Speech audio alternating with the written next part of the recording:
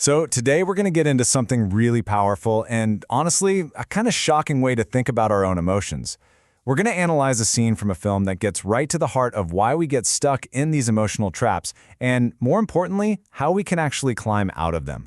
And it all starts with a feeling I think you'll recognize. You know how this goes, right? You can get 100 compliments, but it's that one single negative comment that just burrows into your brain and replays on a loop, totally ruining your day.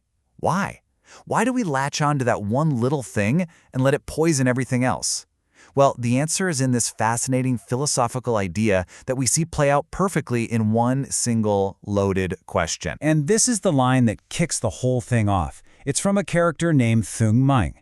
He's been asked to do a simple favor, give flowers to another woman, and he absolutely cannot let it go. This one question becomes this huge obsession, and he's totally convinced that he's been wronged. Now, what Thung Mang is feeling, it isn't just a bad mood. No, he has fallen right into what the source material here calls an emotional trap.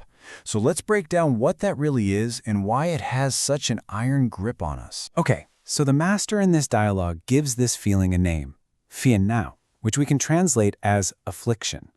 And look, it's so much more than just being upset. This is when one single negative thought starts to expand and expand and expand until it becomes your entire reality, controlling everything you think and everything you do. And here's where it gets really dangerous. Once he's trapped in this affliction, Thung Mang isn't just mad about the flowers anymore. Suddenly, every single person, every little thing that happens, becomes an obstacle.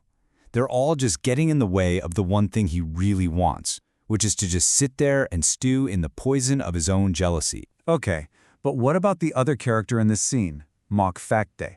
She's the woman he's jealous over. Now, as an outsider to his whole internal storm, she sees what's going on way more clearly. But, and this is a big but, she falls into her own trap, one that's way more subtle, and you could argue, even more dangerous. So since she isn't caught up in his emotional chaos, she sees his jealousy with perfect clarity. But here's the twist. She enjoys it. His suffering is proof that he cares, right? That she's important. And that feeling of enjoyment, it's called tui hi, is its own kind of trap. She thinks she's in control, but nope, she just got caught in a different snare. And this is such a critical point. The second you feel that little spark of satisfaction from someone else's drama, that little aha, see, he really does care, you've already fallen in. You think you're just a safe observer, watching from the sidelines, but your enjoyment has made you a player in the game. Now, our first instinct, and it's the disciples' instinct in this dialogue too, is to run for the hills. If someone is drowning in their own affliction, you should get away from them, right? Protect your own peace. But the master here suggests something completely radical, a total opposite approach. I mean, look at this. You've got two completely opposed ways of thinking. The disciples' logic is pretty straightforward. Avoid the negativity. But the master comes back with something that'll kind of blow your mind. True wisdom doesn't come from hiding away. It comes from actually engaging with people who are suffering, because they are the ultimate teachers. So how in the world does that work? Well, the master lays it out pretty clearly.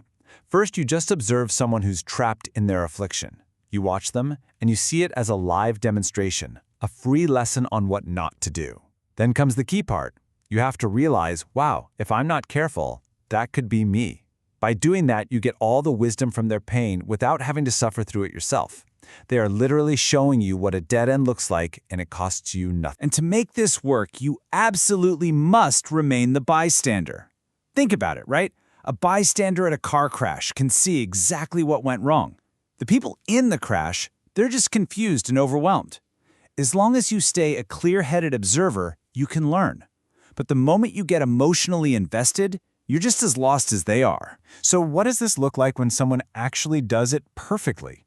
For that, we turn to a true master practitioner who shows up in the scene, the governor's wife. She takes what could be a really frustrating moment and turns it into this amazing opportunity. The difference between these two is just staggering. Thung Mang gets interrupted and he just lashes out because his little internal drama is the only thing in the world that matters to him. But then you have the governor's wife. She's been kept waiting by this rude host, Thung Mang, and her reaction is just unbelievable warmth. When he finally shows up, she says, "Where have you been, my little angel?" She is playing a completely different game. And that is her secret. She is never distracted from what she's really doing. For her, every single moment, no matter how annoying it is a chance to plant a good seed for the future. While everyone else is getting angry and creating enemies, she's just effortlessly building goodwill and setting herself up for good things down the road. Okay, this brings us to the most challenging, and honestly, the most worldview-shattering part of this whole discussion.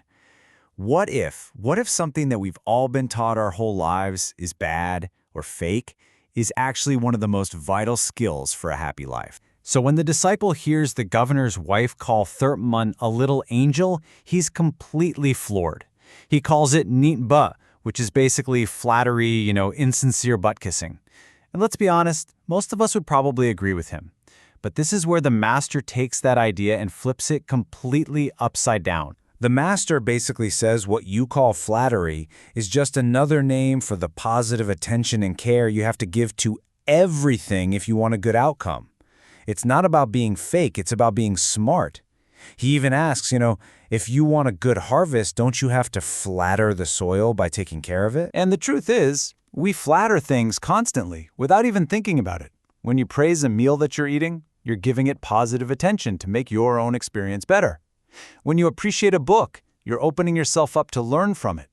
These are all acts of this so-called flattery, and they're absolutely essential to getting anything good out of life. And this points to a pretty startling idea, that we're often trapped by these powerful, common-sense ideas that are just flat-out wrong. We're taught that flattery is a vice, so we hold back kind words, we hold back positive energy, and then we wonder why our lives are so hard. It's like we've been programmed for failure. And that brings us to this final, truly mind-bending concept, diandao, or inversion. It's the idea that our whole understanding of the world might just be completely upside down. And it leaves us with this really provocative question to think about. What if our biggest obstacle isn't our anger or our jealousy? What if it's the deeply ingrained common sense beliefs we have about what's right and what's wrong? What if the very things we call vices are actually the keys to unlocking a much better life?